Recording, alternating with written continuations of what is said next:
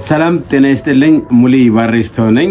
ዛሬ በዩቲዩብ የመጀመሪያ ረዘም ያለ ስራዬን ይዤላችሁ መጥቻለሁ። ኮፊ ሾፕ የምትከፍቱ ወይም ደግሞ ኮፊ ሾፕ መክፈት የምትፈልጉ በሙሉ ልታዳምጡት የሚገባ ተከታታይ የሆኑ ፕሮግራሞችን ይዤ መጥቻለሁ ማለት ነው።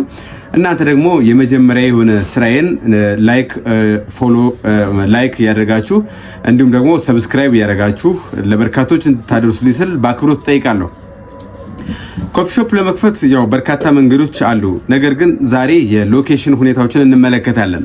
ሎኬሽን እንግዲህ አንድ ኮፊ ሃውስ ለመክፈት በጣም አድካሚው ሂደት የሚባለው የሎኬሽን መረጣ ወይም ደግሞ ቤቱን የማግኘት ሂደት ነው። መጀመሪያ የምናደርገው ምንድነው? ሎኬሽን እንፈልጋለን። በጣም ከፍተኛ ትዕግስት ይጠይቃል። እንዲሁም አንድ ኮፊ ሃውስ መክፈት የሚፈልግ ከሆነ ለኮፊ ሃውስ የሚሆነውን ትክክለኛ ቦታ ለማግኘት ቢያንስ ከ3 እስከ 6 ወር ድረስ ሊፈጅበት ይችላል ይባላል። ያ ምንድነው? ከመሬት ተነስተን ኮፊ ሾፕ እንከፍታለን ምንል ከሆነ ይህ ያስፈልገናል ማለት ነው። ከዛ ውጭ እንግዲህ ልነግራችሁ ፈልገው ነገር መጀመሪያ የምታደርጉት ነገር በደላላና በመሰል ነገሮች የኮፊ ሾፕ ቦታውን መፈለግ ሳይሆን መጀመሪያ ሎኬሽን ታጠናላችሁ። ምሳሌ መገናኛ ነው የምከፍተው ወይስ ቦሌ ነው የምከፍተው ወይስ ሳሪስ ነው የምከፍተው ገርጂ ነው የምከፍተው ካሳንቺስ ነው የሚለውን በደንብ ጥናት ታደርጋላችሁ።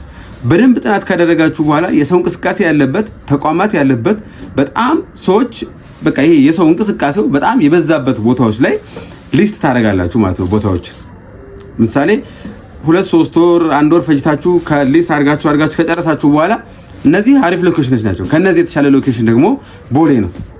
ስለዚህ ቦሌ ምሳሌ ቦሌ ኤርና ሞል አካባቢ ላይ ኮፊ ሃውስ የለም። ስለዚህ ወይም ደግሞ ኮፊ ሃውስ ቢኖርም ቦሌ ላይ መክፈት እፈልጋለሁ ብላችሁ ካሰባችሁ በኋላ አካባቢው ላይ የቤት ጥናት ወይም ደግሞ የቤት የማከራየት ስራ የሚሰሩትን ሰዎች ፈልጋችሁ በማነጋገር እዚህ ኤሪያ ላይ ግራውንድ ፍሎር ላይ የሚታይ ግልጽ ቦታ የውስጥን ኢንቴሪየር ወደ ውጭ ማሳየት የሚችል ጥሩ ቦታ ላይ ኮፊ ሾፕ መክፈት ፈልጋለሁና ቤት ፈልግልኝ ብላችሁ እናንተ ቤት ማስፈልግ ትችላላችሁ ማለት ብቻ አይደለም።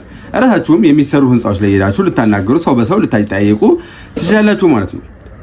ከዛ በኋላ ነው እንግዲህ ቤቱ ክሬል ይመጣው። አንደኛ ፎቅ ላይ ሁለተኛ ፎቅ ላይ ትንሽ አስቸጋሪ ነው።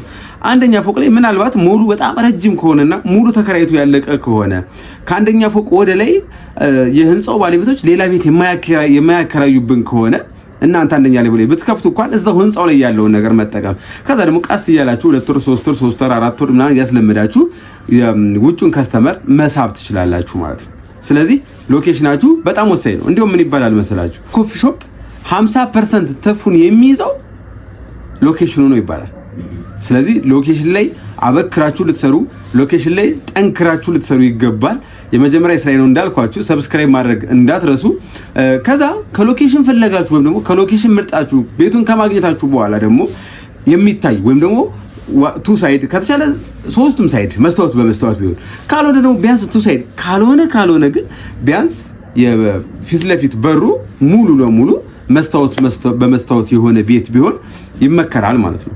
ከዛ ከባለሙያዎች ጋር መስራት በከፍተኛ ኢንቨስትመንት የምትሰሩ ከሆነና ወይም ደግሞ በመካከለኛ የምትሰሩ ከሆነ ኮፊ ሾፑን ከመክፈታችሁ በፊት የራሳችሁን ብራንድ ለማስቀጠል ወደፊት እናንተ ትልቅ ደረጃ ላይ ነው የምትጠብቁት።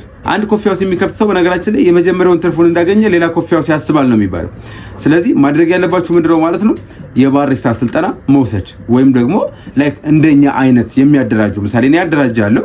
እኔ ሳደራጅ ግን ምንድነው የማደርገው? ኮፊ ሾፑን ከፍቼ ባሪስቶቹንም ባለቤቶቹንም አሰልጥኜ ነው የምወጣው ማለት ነው። ስለዚህ ይህንን በመከተል እናንተም ልትሰሩ ይገባል ወይም ደግሞ ልትማሩም ይገባል ማለት ነው። የዛሬው ሰብስክራይብ ቪው ላይክ ምናምን አይቼ በቀጣይ በሰፊ ስራ እመጣለሁ ማለት ነው። ሙሌ ባሪስቶ ነኝ እንዳልኳችሁ። ላይክ ፎሎ ሼር አድርጉ፣ ሰብስክራይብ አድርጉኝ። መልካም ጊዜ ይመቻችሁ።